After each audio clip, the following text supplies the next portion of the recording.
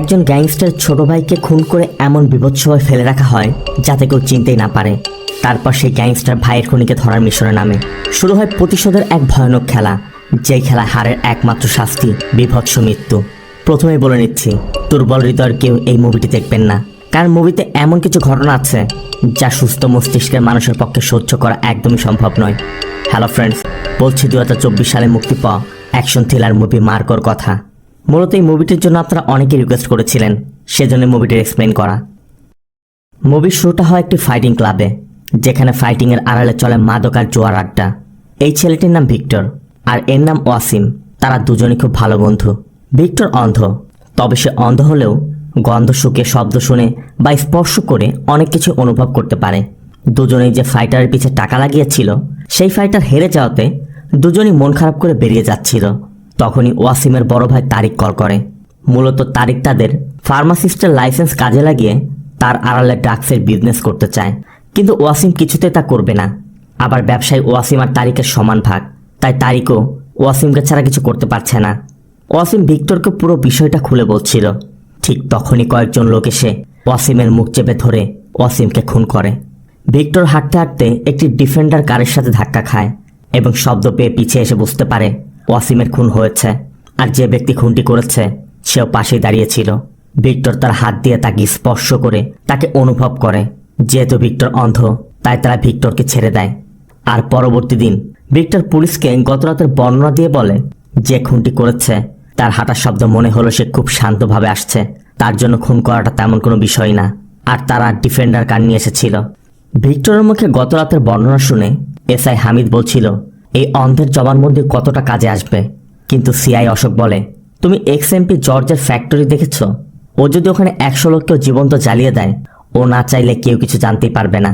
ও তারই ছোট ভাই ভিক্টর, ও অনেক ব্রিলিয়ান্ট, আর ওর স্বীকারোক্তিই ওয়াসিমের খুনিকে ধরার একমাত্র লিড। সিন চলে যায় ওয়াসিমের জানা যায়। পুলিশ তারিককে জিজ্ঞাসাবাদ করছে। তারিক উল্টো ওয়াসিমকেই দোষ দিয়ে বলে যে ও নেশা করত, জুয়া খেলতো, ড্রাগের বিজনেসে জড়িয়ে গিয়েছিল। কিন্তু হামিদ বলে ওঠে, ওয়াসিম তো শেষ কল আপনাকেই করেছিল। তারিক বলে ব্যবসার ব্যাপারে কথা বলতে, কিন্তু ব্যবসার বিষয়ে জানতে চাইতেই তারিক বলে ওঠে, আপনারা এখন ওর খুনের কোনো তথ্য বের করতে পারেননি, উল্টো আমাকেই প্রশ্ন করছেন। তবে অশোক শুধু বলে যায়, কে বললো আপনাকে যে আমরা কিছু জানি না? সময় হলে সব সামনে আনবো, বলেই তারা চলে যায়।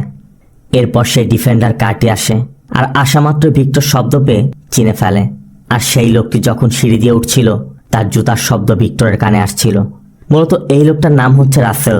রাসেল তারিকের সাথেই ব্যবসা করে, আর রাসেলের উপস্থিতি বুঝতে পেরেই ভিক্টর দ্রুত বের হয়ে তার গার্লফ্রেন্ড ঈশাকে কল করে বলে, আমি ওয়াসিমদের বাড়িতে আছি, দ্রুত আমার সাথে দেখা করো।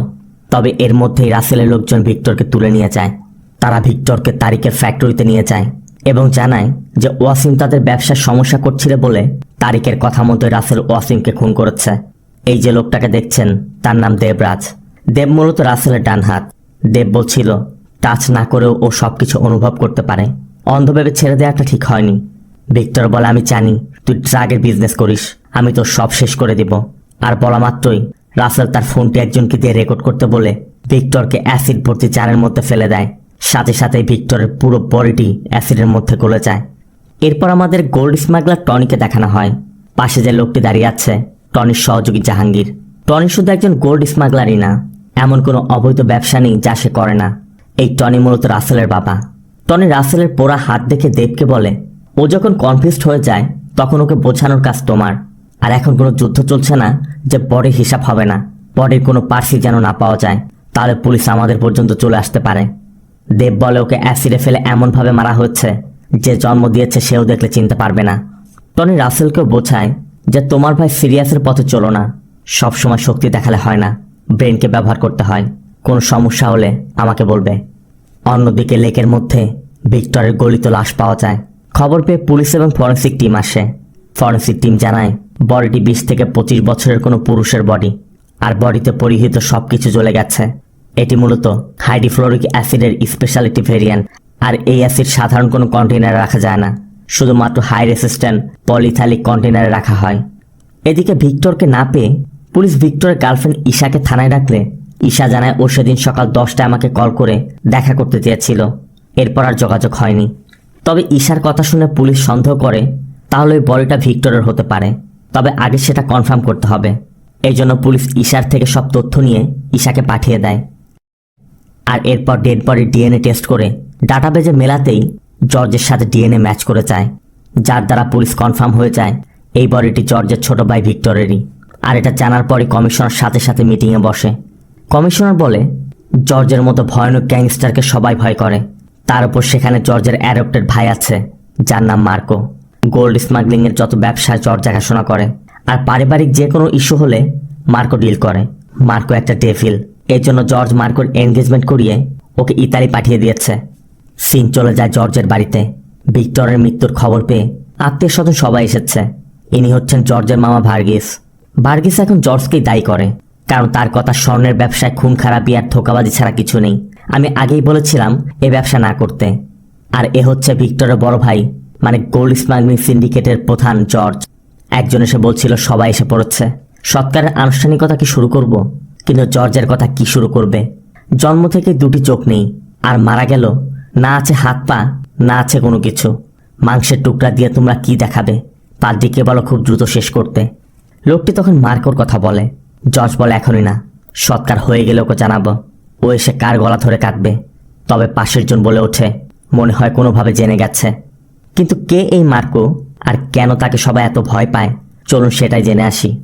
অন্য করে বাচ্চারা মার্কোকে নিয়ে কথা বলছিল। কারোর মতে মার্কো এই পরিবারের প্রোটেক্টর, কারোর কাছে হিরো, আবার কারোর কাছে ডেভিল। এখানে আমাদের পাস্টের একটি ঘটনা দেখানো হয়। একদিন জনি নামে এক মাফিয়া জর্জকে কল করে বলে, আমি তোমার আদরের ভাইকে কিডন্যাপ করে কুকুরের খাঁচায় আটকে রেখেছি। আদরের ছোট ভাইকে যদি ফিরে পেতে চাও 4 কেজি স্বর্ণের বিস্কিট নিয়ে এসো। আর শোনা মাত্রই জর্জ ভিক্টরকে খুঁজতে শুরু করে। তবে খুঁজতে খুঁজতে জর্জ খেয়াল করে ভিক্টর তো তার কুকুর নিয়ে নিচে গার্ডেনে বসে গান শুনছে। তাহলে জনি কোন ভাইয়ের কথা বলল? তার মানে সে মার্কো। জনি মার্কোকে তুলে নিয়েছে, কিন্তু জনি তো জানে না সে একটা শয়তানকে তুলে নিয়েছে। এদিকে জনি তার আড্ডায় গিয়ে দেখে সেখানে যে লোকজন রেখে গিয়েছিল তাদের ছিন্ন ভিন্ন দেহগুলো পড়ে আছে। এরপরই মার্কো ওই ভ্যানের মধ্যে থাকা হিংস্র কুকুরগুলোকে মেরে বেরিয়ে আসে, আর জনির লোকেরাও এসে তাকে ঘিরে রেখেছে। মার্কো শুধু তাদের কাছে জানতে চায়, তোদের সমস্যা কি? আমি তো কিছুই বুঝতে পারছি না বলেই মার্কো একে একে সবগুলোকে মেরে সেখান থেকে বেরিয়ে আসে। সিন অন্যদিন। ভার্গিস সবাইকে নিয়ে বলছিল সঠিক সময়ে সম্পত্তির সঠিক ভাগ করাটা খুবই জরুরি। সম্পত্তির 3টি ভাগ হবে, কিন্তু জর্জ জানতে চায় 3টি কেন? ভাগ তো হবে 4টি। ভার্গিসের কথা, যার বংশ পরিচয় নেই, একটা নাজায়েজ সন্তান, তাকে যেখান থেকে তুলে আনুক না কেন ও কিভাবে সম্পত্তির ভাগিদার হয়? কিন্তু জর্জের কথা, আমাদের বাবা নিজে ওকে তুলে এনেছে, আর বাবা নিজেই ওর নাম মার্কো রেখেছিল, যেটা আমাদের দাদার নাম ছিল। মার্কো অবশ্যই সম্পত্তির ভাগ পাবে। আবার ভিক্টরও তাই বলে যে মার্কো আমাদের ভাই, আর কে কতটুক পাবে তা আমাদের বাইরের কারোর থেকে সিদ্ধান্ত নিতে হবে না। মার্কো তখন উপরে দাঁড়িয়ে স্মোক করছিল। ভিক্টরও মার্কোর কাছে গিয়ে সিগারেটটি নিয়ে বলে, যদি আমি দৃষ্টি ফিরে পাই প্রথম কাকে দেখবো জানিস? মার্কো বলে, থাক বলিস না, অন্য কারোর কথা বললে কষ্ট পাবো। আর এর মধ্যেই ভিক্টর খেয়াল করে জর্জ আসছে, তাই দ্রুত মার্কোকে সিগারেটটি দিয়ে দেয়। আর জর্জ সেই সিগারেট দেখে বলে, তোকে কতবার বলেছি এসব বাদ দিতে, সাথে ওকেও নষ্ট করছিস। আবার ভিক্টরও বলে ওঠে, আমি তো গন্ধই সহ্য করতে পারি না। মূলত ভিক্টর মার্কোকে খুব বেশি ভালোবাসত। সিন চলে আসে চার্চে। ভিক্টর ফিনারেলের আনুষ্ঠানিকতা চলছে, সবাই এখানে আছে। জর্জ সবার উদ্দেশ্যে ভিক্টরের বিষয়ে কিছু কথা বলে, সাথে এটাও বলে দেয় যারা ওর এই অবস্থা করেছে কাল আমি তার জবাব দিব। আর এর মধ্যেই সেটাই ঘটে যায় যে ভয়টা জর্জ পাচ্ছিল। কাউকে কিছু না জানিয়েই মার্কো হাজির। মার্কো ভিক্টরের কফিনে হাত রেখে জর্জের দিকে একবার তাকায়, আর এরপর সবাইকে উদ্দেশ্য করে ওপেন থ্রেট করে বলে, যে বা যারা ওকে মেরেছে আমি সবাইকে মেরে ফেলবো, ওদের রক্তে ওদের গোসল করাবো। আর মার্কোর কথা শুনে সবাই চিন্তায় পড়ে যায়। এদিকে পিছে বসে ঈশা সবই শুনছে। চার্চ থেকে ফিরেই জর্জ মার্কোকে বলে, এই সময় এসব কথা কিভাবে বলতে পারো? জর্জের বোন অ্যান্সি আর তার স্বামীও বলে ওঠে, সমস্যা কি? একে অন্যের সাথে লড়তে লড়তে মরে যাবে। এক ভাই ডন, আরেক ভাই সাইকো। তবে তাদের কথা শুনে জর্জ মার্কোকে বলে, আমার মা শুধু আমাকে, অ্যান্সিকে আর ভিক্টরকে জন্ম দিয়েছিল। তুমি কে সেটা ভুলে যেও না। ভিক্টরের জন্য আমার যতটা কষ্ট লাগছে তোমার ততটা কষ্ট লাগতে পারে না। বদলা নেয়া তুমি কে? ভিক্টর তোমার ভাই না তোমার রক্তের সম্পর্ক? মার্কো বলে, হ্যাঁ, ভিক্টর আমার রক্ত, আমার ভাই। আপনি যাই বলেন না কেন, আপনি আমার বড় ভাই। ভিক্টর আমার ছোট ভাই, অ্যান্সি আমার বোন। আপনার যদি কিছু হয় আমি সহ্য করতে পারবো না। জর্জ বলে, দেখো মার্কো, আমি যে ভুল করেছি তার মাসুল তোমরা দিও না। তোমাকে এই পরিবারের প্রয়োজন। আর তার জন্য যা করার দরকার আমি করব।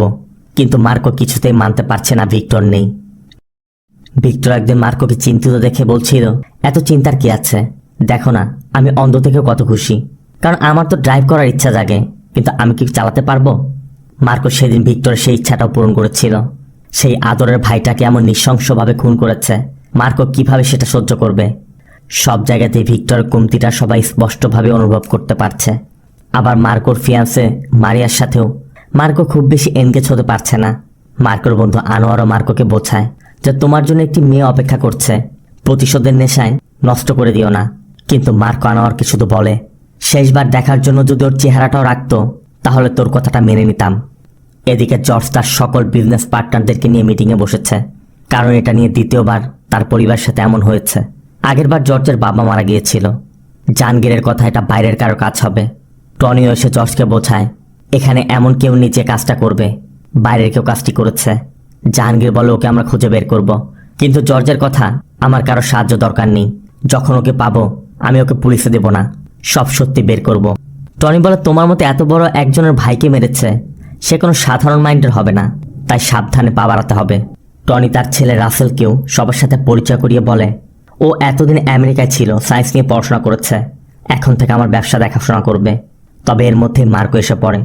মার্কোকে দেখে টনি জর্জকে বলে যে আমি রাসেলকে দিয়ে একটা তদন্ত টিম বানাচ্ছি, ও ভিক্টর খুনিকে খুঁজে বের করবে, এরপর তুমি নিজ হাতে মেরো। কিন্তু মার্কো বলে শিয়াল বা কুত্তারাও তো মারতে পারে, ওকে তো মৃত্যুর থেকে ভয়ানক সাজা আমি দিব। তবে পাশে থেকে একজন বলে ওঠে এসব কুকুররা যদি ভুগতে থাকে তোমার জায়গা একদিন চলে যাবে জর্জ। তবে সাথে সাথে মার্কো তার মাথায় আঘাত করে বলে যার যার সমস্যা হবে তার তার এই হাল হবে। বলেই মার্কো বেরিয়ে যায়। জর্জ নিঃশব্দে সব শুনে যাচ্ছে। অন্যদিকে সিআই অশোক হামিদকে নিয়ে সিসিটিভি ফুটেজ কালেক্ট করতে সেই ফাইটিং ক্লাব এসেছে, কারণ এই ফাইটিং ক্লাবের সামনেই ওয়াসিমের খুন হয়েছিল। কিন্তু এখানে কোনো ফুটেজই নেই। মোট কথা তারা পুলিশকে কোনো হেল্পই করবে না। অশোকও বুঝতে পারছে এর পিছে বড় কেউ আছে। আবার মিটিং থেকে ফিরে টনি রাসেলকে বোঝাচ্ছে তুমি যা শুরুটা করেছো তা এত সহজে থামবে না। আর মার্কোকে জর্জ ভেবে ভুল করো না, মার্কো যে কোনো কিছুই করতে পারে, ও কখন কি করবে কেউ বলতে পারে না। মার্কোর সামনে হিসাব করে কথা বলতে হবে, আর সবার জবাবই একই হতে হবে। এদিকে টনি জর্জকে এমনভাবে বুঝিয়েছে জর্জ যখন পাগলের মতো তার যত শত্রু আছে একে একে সবাইকে মেরে শেষ করছে। টনি রাসেল আর দেবকে বলে মার্কোকে জর্জের মতো বোকা বানানো এতটা সহজ নয়, ও যে কোনো সময় যে কাউকে মারতে পারে, তাই ওর ইমোশনকে কাজে লাগিয়ে ওর সাথে থাকতে হবে। মার্কো ও রাসেলের টিম নিয়ে ভিক্টর খুনিকে ধরতে নেমে পড়ে। মার্কো প্রথমে সিআই অশোকের কাছে যায় এবং জানতে চায় ওর সাথে কি হয়েছিল। অশোক বলে বডি হাইড্রোফ্লোরিক অ্যাসিডে পুরোপুরি জ্বালিয়ে দিয়েছিল। মার্কো জানতে চায় আপনি কিছু জানতে পেরেছেন আর ওর কোনো শত্রু ছিল? অশোক বলে হতে পারে ভিক্টরের খুন ওয়াসিমের খুনের সাথে কানেক্টেড, কারণ ওয়াসিমের জানাজার দিন ভিক্টর পুলিশের সাথে কন্ট্যাক্ট করার চেষ্টা করেছিল। অশোকের কথা শুনে মার্কো শুধু জানতে চায় এই হাইড্রোফ্লোরিক অ্যাসিড কোথায় পাওয়া যাবে। এদিকে রাসেলরা জানতো মার্কো তারিকের কাছে যাবে, তাই টনিরা আগেই তারিককে থ্রেট দিয়ে এসেছে, কারণ তারিকই একমাত্র দুর্বল ব্যক্তি, তার মুখ দিয়ে যে কোনো কিছু বের হয়ে যেতে পারে। তাই টনি তাকে বলে এসেছে যে মার্কোর কোনো প্রশ্নের উত্তর যদি তুমি উল্টোপাল্টা দিয়েছ তাহলে তোমার বাচ্চারা জীবিত থাকবে না। এরপর মার্কো এসে তারিকের কাছে জানতে চায় ওই দিন কি হয়েছিল। তারিক বলে ওই দিন আমি ওকে জানাজায় দেখেছিলাম, এরপর আর দেখিনি। মার্কো আবার জানতে চায় তোমার আর ওয়াসিমের সম্পর্কটা কেমন ছিল। তারিক বলে ও আমার ছোট ভাই ছিল। মার্কো বলে দেখো তারিক, ওয়াসিমের মৃত্যু কোনো ভুল হতে পারে, কিন্তু ভিক্টরের বেলা তা হয়নি, আর তোমাকে আমি কথা দিচ্ছি আমার সেই ভুল হবে না। বলেই মার্কো চলে যায়। এরপর মার্কো রাসেলদের নিয়ে সেই ফাইটিং ক্লাবে যায়, কিন্তু ফাইটিং ক্লাবে সিসিটিভির কথা জানতে চাইলে সেখানে দায়িত্বে থাকা সাইমন মার্কোকে আগে তার সাথে ফাইট করতে বলে, কারণ সে এই ক্লাবের চ্যাম্পিয়ন। কিন্তু সাইমন জানতো না মার্কো তার ভাইয়ের জন্য সবকিছু করতে পারে। এই জন্য মার্কো সাইমনকে মারতে মারতে ওই সিসিটিভি রুমে নিয়ে যায়। কিন্তু এখানেও রাসেল আগে থেকে সবকিছু সেট আপ করে রেখেছিল। রাসেল আগে এখানের সিসিটিভির হার্ড ডিস্ক নিয়ে সাইমনকে বলে গিয়েছিল আমি যা বলবো তাই করবি। রাসেল বলেছিল প্রথমে পুলিশ আসবে, এরপর সিসিটিভির খোঁজে মার্কো আসবে, আর মার্কো এলে মার্কোকে বলবে কেউ একজন এসে হার্ড ডিস্ক নিয়ে গেছে, আর ওই লোকটা দেখতে কেমন সেটা আমি যেমনটা বলছি এমনটা বলবে। কথা মতো সাইমন মার্কোকে তাই বলে, সাথে এটা বলে যে লোকটার গোফ নেই, লম্বা চুল, কথায় মনে হয়েছিল নর্থ ইন্ডিয়ান হবে, মানে সবকিছু রাসেলের শেখানো। এরপর তারা চলে যায়। কিন্তু ফিরেই রাসেলটা প্ল্যান করছিল ওরা কিছু করার আগেই আমরা ওদের পুরো পরিবারকে শেষ করে দেই। কিন্তু টনির কথা, এভাবে ওদেরকে এখনই যদি মেরে ফেলি তাহলে কোনোই লাভ হবে না, কারণ কেরালাতে জর্জের পুরো গোল্ডের হোলসেলার রিটেলের বিজনেস আমাদের পুরোপুরি কবজা করে নিতে হবে। এই জন্য টনি প্ল্যান করে আগামীকাল দুবাই থেকে 120 কেজি সোনার একটি চালান আসবে, যেখানে 4 জনের 30 কেজি করে সোনা আছে। কাস্টম অফিসার জনের সাথে কথা বলো, কাস্টম 30 কেজি স্বর্ণ জব্দ করবে, আর বাকি সবাইকে বলবে তাদের 30 কেজি স্বর্ণ জব্দ হয়েছে। যেহেতু ওদের একজনের সাথে আরেকজনের কোনো কানেকশন নেই, সবাই ধরে নিবে তারটাই জব্দ হয়েছে। তখন তাদের 3 জনের বাকি 90 কেজি স্বর্ণ আমাদের হয়ে যাবে। এই জন্য টনির প্ল্যান মতো দেব কাস্টম অফিসারকে ফোন করে এই বিষয়টি জানিয়ে দেয়। তবে সে শুধু বলে গভর্নমেন্ট নিয়ে কোনো সমস্যা না, তবে জর্জ যদি জানতে পারে সব কিন্তু শেষ করে ফেলবে। দেব বলে তোমার কোনো ভয় নেই, এখন থেকে আমি সবকিছু দেখব। কথা মতো তাই করা হয়, আর স্বর্ণের চালান জব্দ হয়। জর্জ সবাইকে ডাকে এবং বলে সব স্বর্ণ একসাথে জব্দ হয়েছে, তার মানে চুরি হয়েছে। আমাদের চ্যানেল সম্পর্কে বাইরের কেউ জানার কথা নয়। কিন্তু জাহাঙ্গীর বলে আমাদের মধ্যে কারোর এত সাহস নেই, কিন্তু জর্জের কথা, কার থেকে তথ্য নিয়ে কাস্টম জব্দ করেছে আর কতগুলো সোনা জব্দ হয়েছে তা বের করতে আমার খুব বেশি সময় লাগবে না। কিন্তু আমাদের মধ্যে কেউ যদি এটা করে থাকে আমি নিজ হাতে তাকে খুন করব, বলেই জর্জ বেরিয়ে যায়। আর জর্জের কথা শোনার পরই জর্জ কোনো কিছু জানার আগেই জর্জের ভয়ে দেব জর্জের কারে ওঠে জর্জকে ছুরি মেরে পালিয়ে যায়। কিন্তু ভাগ্যক্রমে জর্জ বেঁচে যায়। খবর পেয়ে মার্কো হসপিটালে এলে টনি নিজে আর নিজের ছেলেকে বাঁচাতে দেবের উপর সব দোষ চাপিয়ে দেয়, আর দেবকে বলে যে কাজ পুরোপুরি করতে পারিস না তা করতে যাস কেন, ওর হাতে পড়লে মারা পড়বি, আপাতত কয়েকদিনের জন্য আন্ডারগ্রাউন্ড হয়ে থাক। অন্যদিকে পুলিশ এক ইউটিউবারের সন্ধান পায় যে বিভিন্ন ক্রাইমের ভিডিও শ্যুট করে তার চ্যানেলে আপলোড করে বেড়াতো। মূলত এই ইউটিউবার এখানের বেটিংয়ের বিষয় জানতে পেরে এখানের পার্কিংয়ে একটি কারের মধ্যে ক্যামেরা রেখে গিয়েছিল। পরবর্তীতে ওই ফুটেজ কালেক্ট করতে এসেই সে ওয়াসিমকে মারার খুনের ভিডিওটি পেয়েছে। সে অশোককে ফুটেজটি দিয়ে দেয়, আর অশোক ফুটেজ কালেক্ট করে রাসেলের বিরুদ্ধে একটি ফাইল রেডি করে ওই ইউটিউবারের ডিটেলস সহ ওই ফাইলটি তার সিনিয়রের কাছে দিয়ে আসে। আর এরপরই রাসেল আর জাহাঙ্গীর অশোক আর সেই ইউটিউবার ছেলেটিকে খুন করে। এদিকে মারিয়া মার্কোর সাথে দেখা করে এবং মার্কোকে বলে আমি তোমার কষ্ট বা তোমার সিচুয়েশন বুঝতে পারছি, কিন্তু তোমার মধ্যে আমার প্রতি কোনো ভালোবাসা আমি দেখতে পাচ্ছি না, এই সম্পর্ক বেশি দিন টিকবে না। এই বলে মারিয়া তার এঙ্গেজমেন্টের রিংটি খুলে দিয়ে চলে যায়। অন্যদিকে আমাদের দেখানো হয় অশোক তার সিনিয়রকে মোটো বিশ্বাস করতে পারছিল না, তাই অশোক মারা যাওয়ার আগে জর্জের ফ্যামিলি ডক্টরকে একটি পেন ড্রাইভ দিয়ে বলেছিল সে যেন এটা জর্জকে পৌঁছে দেয়। তাই কথা মতো ডক্টর জর্জকে ওই পেন ড্রাইভটি দিলে জর্জ ফুটেজটি দেখা মাত্রই মার্কোকে কল করে বলে দেয় যে ভিক্টরকে টনির ছেলে রাসেলই মেরেছে, ওর হাতে অ্যাসিডের পোড়া ক্ষতও আছে। এদিকে রাসেল তখন মার্কোর সাথেই ছিল, তাই শোনা মাত্রই রাসেলের লোক পিছন থেকে মার্কোর গলা চেপে ধরে। এরপর রাসেল ভিক্টরকে মারার সেই ভিডিওটি দেখায় যেখানে অ্যাসিডের মধ্যে ভিক্টরের বডিটি গলতে দেখা যাচ্ছে। এরপর রাসেল আর তার লোকজন মার্কোকে বেঁধে প্রচুর টর্চার করে, কিন্তু রাসেল লক্ষ্য করে মার্কোর চোখে মুখে কোনো ভয় নেই। এই জন্য রাসেল একটি ইলেকট্রিক শ দিয়ে মার্কোর বন্ধু আনোয়ারের হাত কেটে দেয় এবং জাহাঙ্গীরকে বলে মার্কোকে মেরে ফেলতে। কিন্তু তারা মার্কোকে মারতে গেলে মার্কো ওই ছুরিটি কামড়ে ধরে ওই লোকেরই গলা কেটে ফেলে। এরপর হাত বাঁধা অবস্থাতেই একজন একজন করে মারতে থাকে। একসময় হাত খুলে গেলে মার্কো সবাইকে ইচ্ছা মতো কোপাতে থাকে। এদিকে আনোয়ার ব্যথায় কাতরাচ্ছিল, তাই মার্কো প্রথমে আনোয়ারকে কারে নিয়ে বসিয়ে রাখে এবং জানতে চায় এই আনোয়ার তোর কি কষ্ট হচ্ছে, তোর ব্যথা লাগছে? আনোয়ার কিছুই বলছিল না, তবে মার্কো সবাইকে সেম কষ্ট দিতে ওই ইলেকট্রিক শ দিয়ে সবার হাত পা কাটতে শুরু করে। এরপর যখন রাসেলকে কাটতে যাবে তখনই রাসেল বলে ওঠে ভিক্টরের গার্লফ্রেন্ড প্রেগনেন্ট আর ও আমাদের হাতে। তখনই টনি কল করে মার্কোকে বলে তোর অন্ধ ভাইয়ের সন্তান দেখতে পাবে কিনা দেখবি না, ভাইকে তো বাঁচাতে পারিসনি, অন্তত সন্তানকে তো বাঁচা।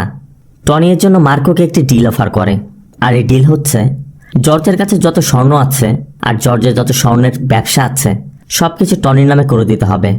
মার্কো ফিরে এসে জানানো মাত্রই জর্জ বলছিল ওই মেয়ের পরিবার কিছু করুক বা না করুক, ওর পেটে আমাদের রক্ত, আমাদেরই ওকে মুক্ত করতে হবে। কিন্তু অ্যান্সি বলে ওঠে এমন তো হতে পারে মার্কো ওই মেয়েকে নিয়ে প্ল্যান করে মিথ্যা নাটক সাজাচ্ছে, আর ওই মেয়ের পেটে যে ভিক্টরির সন্তান তার প্রমাণ কি? অ্যান্সির কথার উপর মার্কো শুধু জর্জকে বলে পরিবারের প্রশ্ন আসলে কেউ বাধা সৃষ্টি করলে আমি তাকে ছেড়ে দিব না, সে ভিতরের বা বাইরের হোক না কেন, আমি তাকে শেষ করে ফেলব। রক্তের সম্পর্ক না থাকলেও ভালোবাসা একটা কুকুরও প্রভুভক্ত হয়ে যায়। আর মার্কোর কথা শুনে কেউ একটি শব্দও করতে পারছিল না। এরপর মার্কো মারিয়ার সাথে দেখা করে। মারিয়া বলছিল এখন আমাদের মধ্যে আর সম্পর্ক নেই, তা আমাকে আর ফলো করো না, আর তুমি তো তোমার নিজের কন্ট্রোলেই নেই। তবে মার্কো শুধু বলে, তোমার যদি মনে হয় আমার জন্য তোমার কিছু হতে পারে, তবে আমি এতটুকু সিউরিটি দিতে পারি, আমি থাকতে আমি তোমার কিছু হতে দিব না। বাড়ি ফিরে এলে জর্জ বলে, দেখ মার্কো, ওই মেয়ের পেটে আমাদের রক্ত, ও যা চাইছে দিয়ে দে, ওই মেয়ের যেন কিছু না হয়। ওই রাতে একটি তথ্যের ভিত্তিতে মার্কো দেবের খোঁজ পেয়ে দেবকে ধরে ফেলে। এরপর একটি কন্টেনারের মধ্যে বেঁধে রাখে এবং ওই কন্টেনারে বিষাক্ত গ্যাস ছেড়ে দেবকে একটি ফোন দিয়ে বলে, তোর হাতে 1 ঘন্টা সময় আছে, এর মধ্যে ঈশা কোথায় আছে আমাকে বলতে হবে। বলেই মার্কো চলে যায়। এদিকে গ্যাস বের হতে দেখেই দেব মার্কোকে কল করে জানিয়ে দেয় যে টনি ঈশাকে কোথায় নিয়ে আটকে রেখেছে, আর মার্কো সেদিকে রওনা হয়ে যায়। সাথে সাথে দেবের ওই কন্টেনারটি ব্লাস্ট হয়ে যায়। এদিকে দেবের কথা মতো মার্কো সেই জায়গায় গিয়ে দেখে টনি আগে থেকে সেখানে লোক সেট করে রেখেছে। মার্কো একে একে মারতে মারতে উপরে উঠতে থাকে। তবে মারতে মারতে উপরে ছাদে গিয়ে দেখে এখানে তো ঈশা নেই। তখনই টনি এসে জানায় এসব তারই প্ল্যান। টনি বলে, তারপরে যদি চালাকি করতে চেষ্টা করো তাহলে ওই মেয়েকে মেরে ফেলবো, আর তার আগে নিজ হাত দিয়ে ওই মেয়ের গর্ভের বাচ্চা বের করব। তোমার জন্য ভালো হবে আমার ডিলটি মেনে নাও। এরপর ডিল মতো মার্কো আনোয়ারকে সাথে নিয়ে রাসেলের সাথে দেখা করে এবং রাসেলদের প্রপার্টি ডিলের কাগজের একটি ব্রিফকেস দেয়। কিন্তু ব্রিফকেসটি খোলা মাত্রই রাসেলের চোখ কপালে, কারণ এখানে মার্কো কোনো প্রপার্টির কাগজ আনেনি, এনেছে টনির কাটা হাত। এখানে আমাদের এটাও দেখানো হয় মার্কো এখানে আসার আগে টনির কাছে গিয়েছিল, আর সেখানে গিয়ে মার্কো জানতে পেরেছে টনি বাইসেক্সুয়াল। সাথে সাথে টনির হাত কেটে নিয়ে এসেছে। আর এদিকে বাবার কাটা হাত দেখে রাসেল তখন রাগে ফুঁসছিল। তখনই মার্কো বলে, রাগ দেখে কোনো লাভ নেই, তোর বাবার হাত কেটেছে খুব বেশি সময় হয়নি, এখনো যদি হসপিটালে নিয়ে যাস হাত জোড়া লাগানো যাবে, তাই সময় নষ্ট না করে ঈশাকে পাঠিয়ে দে। একবার ঈশা গাড়িতে এসে বসলেই তোর বাবার লোকেশন পেয়ে যাবি। এরপর রাসেল ঈশাকে ছেড়ে দেয় আর ঈশাকে গাড়িতে তুলে মার্কো রাসেলকে টনির লোকেশনটি দিয়ে দেয়। লোকেশন পাওয়া মাত্রই রাসেলরা ওই লোকেশনে গিয়ে দেখে মার্কো টনিকে এমনভাবে বেঁধে রেখেছে, রাসেলরা দরজা খোলা মাত্রই প্রথমে টনির মাথার উপর ওই অ্যাসিডের জারটি পড়বে, এরপর সামনে থাকা গান ফায়ার হবে। এজন্য রাসেল জানালায় ভেঙে ভিতরে আসে। প্রথমে অ্যাসিডের জারটি সরায়, এরপর গানটিকে আনলোড করে। এরপর টনির কাছে এসে টনিকে জড়িয়ে ধরে, আর তখনই একজন গেট খুলতেই টনির চেয়ারের নিচে থাকা বোমটি অ্যাক্টিভ হয়ে যায়। সাথে সাথে সবাই দৌড়ে বেরিয়ে আসে, আর টনিও বোম ব্লাস্ট হয়ে ছিন্ন ভিন্ন হয়ে যায়। অন্যদিকে মার্কো ঈশাকে নিয়ে বাড়ি ফিরতেই জর্জ মারিয়াকেও ডাকে এবং মার্কোকে বলে, এই বাচ্চার কিছু হতে দেয়া যাবে না, তুমি ওদের নিয়ে আমার বলা সেফ জায়গায় চলে যাও। কিন্তু মার্কো যাবে না। মার্কোর কথা জর্জকে রেখে মার্কো কোথাও যাবে না। মারিয়াও মার্কোকে বোঝানোর চেষ্টা করে যে এখন যদি ঈশাকে সেফ জায়গায় নিয়ে না যাও, যে কোনো সময় ওরা আমাদের কিছু একটা করতে পারে, আর আমার নিজেরও ভয় হচ্ছে, তুমি অনেক বদলে গেছো। তবে মার্কো শুধু বলে, আমি বদলাইনি, তুমি বদলে গেছো, আমি আগেও যেমন ছিলাম এখনও তেমনটাই আছি। এর মধ্যে মার্কোর ফোনে একটি আননোন নম্বর থেকে কল আসে। মার্কো ঘুরে দেখে ঈশা কল করেছে। কাছে যাওয়া মাত্রই ঈশা মার্কোকে বলে, ভিক্টর আমাকে এই নম্বরটি দিয়ে বলেছিল আমার কোনো বিপদ আসলে এই নম্বরের জন্য আমি কল করি, তোমার জন্য এই বক্সটি দিয়ে গেছে। মূলত ভিক্টর বেঁচে থাকতে মার্কোর জন্য একটি পারফিউম তৈরি করে গিয়েছিল, এটি সেই বক্স। আবার অন্যদিকে রাসেল তার বাবার ওই কাটা হাতটি নিয়ে টনির অ্যাডপ্ট করা সন্তান সিরিয়াসের কাছে যায়, যার কথা টনি আগেও একবার রাসেলকে বলেছিল, কারণ সিরিয়াস একজন মার্সিলেস সাইকো। টনির মৃত্যুর খবর পাওয়া মাত্রই সিরিয়াস রাসেলের সাথে চলে আসে আর রাসেলের কাছে জানতে চায় ওর বাড়িতে কে কে আছে। সিন জর্জদের বাড়িতে। রাত হওয়া মাত্রই ঈশার লেবার পেইন শুরু হয়ে যায়, কিন্তু জর্জ বলে এখন কোনোভাবেই বাইরে যাওয়া সম্ভব না। এজন্য হসপিটাল থেকে ঈশার ডেলিভারির জন্য ডক্টর নিয়ে আসা হয়। কিছুক্ষণের মধ্যে ডক্টররা ডেলিভারি প্রসেস শুরু করে, আর এর মধ্যেই ইলেকট্রিসিটি চলে যায়। জর্জও বুঝতে পারছে কিছু একটা হতে চলেছে। আবার ইনভার্টারের লাইনও কেউ কেটে দিয়েছে। জর্জ মার্কোকে বলে, অন্ধকারও আমি ঘরের কোনা কোনো চিনি, তুমি বাচ্চাদের নিয়ে ভিতরে চলে যাও, আমি বেঁচে থাকতে কেউ তোমার কাছে পৌঁছাতে পারবে না। মার্কো জর্জের কথা মতো বাচ্চাদের আর মহিলাদেরকে রান্নাঘরের মধ্যে রেখে ঈশার ঘরের সামনে গিয়ে অবস্থান নেয়। এদিকে সিরিয়াস আর রাসেল তার দলবল নিয়ে বাড়িতে ঢুকে পড়েছে। জর্জ অন্ধকারের মধ্যে এক এক করে তাদের মারতে থাকে। এই জন্য একসময় সিরিয়াস বুঝতে পেরে বিদ্যুতের লাইন দিয়ে দেয়, আর দরজায় বোমা মেরে তারা ভিতরে ঢুকে পড়ে। মার্কো প্রাণপণ ফাইট করে যাচ্ছে, কিন্তু কিছুক্ষণ যেতেই একদিকে মার্কো আর একদিকে জর্জ দুজনই বন্দী হয়ে যায়। আর এরপর সিরিয়াস আর রাসেল ঘরে থাকা বাচ্চা থেকে শুরু করে সবাইকে এমন নৃশংসভাবে খুন করে তাই স্ক্রিনে দেখানো সম্ভব নয়, এমনকি তার বর্ণনা দেওয়া আমার পক্ষে সম্ভব হবে না। আর এখানের ঘটনাগুলো এতই বিভৎস যা ইউটিউবের গাইডলাইনের কারণে আমি ব্লার করে দিতে বাধ্য হচ্ছি। এর মধ্যে উপর থেকে ঈশার শব্দ পেয়ে সিরিয়াস উপরে গিয়ে ডক্টরদেরকে মেরে ঈশার পেটে চাপ দিয়ে পেটের বাচ্চা বের করে ফেলে। এরপর ঈশাকেও মেরে বাচ্চাটার পা ধরে ঝোলাতে ঝোলাতে নিচে নিয়ে আসে। বাচ্চাটাকে দেখে মারিয়া সিরিয়াসের পা ধরে বাচ্চাটাকে ছেড়ে দিতে অনুরোধ করছিল, কিন্তু সিরিয়াস ঈশার গলার মধ্যে একটি ধারালো রড ঢুকিয়ে দেয়। এরপর সিরিয়াস যাওয়ার সময় মার্কোকে বলে যায়, তোকে মারাটা খুবই সহজ, আমি শুধু তোকে এই কষ্ট অনুভব করাতে চেয়েছিলাম। বলে সিরিয়াস বাচ্চাটাকে নিয়ে চলে যায়। আর সবাই যাওয়ার পর মারিয়া মৃত্যুর আগে শুধু মার্কোকে বলে যায়, আমি সব সময় তোমাকে ভালোবেসেছি। মার্কো মারিয়াকে ধরে চিৎকার করে কেঁদে ওঠে। আশেপাশে সবার বিভৎস মরদেহগুলো পড়ে আছে। জর্জ মার্কোকে বলে যায়, মার্কো, তোর প্রতিটি নিঃশ্বাসে ওদের কথা মনে রাখিস। যেই পথে চলবি শুধু ওদেরকেই খুঁজবি। মরার পর যেন আমি বাচ্চাদের বলতে পারি মার্কো আমাদের সব ঋণ শোধ করে দিয়েছে। মার্কো পাশে তাকিয়ে দেখে ভিক্টরের কুকুরটি তার পাশেই বসে আছে। আর এই কুকুরটি বাচ্চার পিছু করে টনির কেমিক্যাল ফ্যাক্টরিতে গিয়েছিল। সাথে সাথে মার্কো উঠে দাঁড়ায়। মার্কো নিচের বুকে সেলাই করে শাওয়ার নিয়ে ফ্রেশ হয়।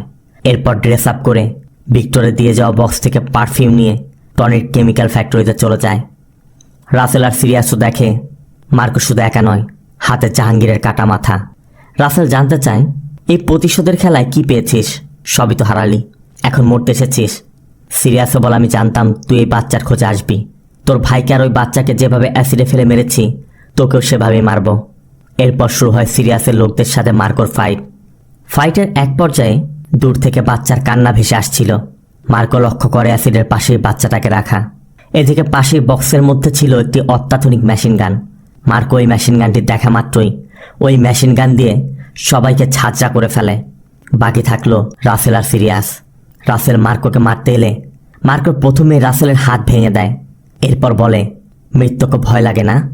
মার্কো রাসেলের বুক চিরে বুকের মধ্যে হাত ঢুকিয়ে তার হৃৎপিণ্ড বের করে আনে। এদিকে রাসেলের অবস্থা দেখে সিরিয়াস ওই বাচ্চাটিকে অ্যাসিডে ফেলতে যাচ্ছিল। আর সাথে সাথে মার্কো এক হাত দিয়ে সিরিয়াসের মাথাটা শরীর থেকে আলাদা করে দেয় আর অন্য হাতে বাচ্চাটাকে ধরে ফেলে। এরপর মার্কো বাচ্চাটার কুকুরটাকে নিয়ে সেখান থেকে চলে আসে। সিন চলে যায় কয়েক বছর পর। ভিক্টরের বাচ্চাটা এখন অনেকটাই বড় হয়ে গিয়েছে। মার্কো তাকে নিয়ে বিচে দাঁড়িয়েছিল। আর তখনই সেখানে কয়েকটি কালো রঙের কার এসে থামে। মার্কো বুঝতে পারে এরা কি জন্য এসেছে। মার্কো পিছে তাকিয়ে দেখে বাচ্চাটা সেখানে নেই। তার মানে এরাই বাচ্চাটিকে তুলে নিয়েছে। তবে কে এই রিং পরিহিত ব্যক্তি আর মার্কো তার থেকে ভিক্টরের বাচ্চাকে কিভাবে বাঁচাবে তা নিয়ে হয়তো পরিচালক অন্য কিছু ভেবে রেখেছেন। মানে এই মুভির হয়তো সিকুয়েল আসবে, তবে অফিসিয়ালি এখনো অ্যানাউন্স করা হয়নি। মুভিটি আপনাদের কেমন লাগলো কমেন্টে অবশ্যই জানাবেন। তবে এই মুভিটি দেখে আমার কাছে বারবার মনে হচ্ছে যে রাইটার এই মুভিটা লিখেছে আর যে পরিচালক এই মুভিটি তৈরি করেছে তারা হয়তোবা এমন কোনো দেশ নিয়ে চিন্তা করেছে যেখানে কোনো আইনের শাসন নেই, যেখানে কোনো পুলিশ নেই। নাহলে এটা কিভাবে সম্ভব? সম্প্রতি এমন কয়েকটি ব্রুটাল মুভি আমি দেখেছি, ধরুন মার্কো, কিল অথবা অ্যানিম্যাল, এই সবগুলো মুভির বেলাতেই একই রকম ঘটনা ঘটেছে। মানে এরা যা কিছুই করুক না কেন দেশে কোনো আইনের শাসন বা পুলিশের কোনো ব্যবস্থাই হয়তো বা নেই। তো ভিডিওটি ভালো লাগে ভিডিওতে লাইক দিয়ে চ্যানেলটিকে সাবস্ক্রাইব করতে একদম ভুল করবেন না। দেখা হবে অন্য কোনো মুভি বা সিরিজের এক্সপ্লেনেশন ভিডিওতে। ততক্ষণ সবাই ভালো থাকবেন, সুস্থ থাকবেন। আল্লাহ হাফেজ।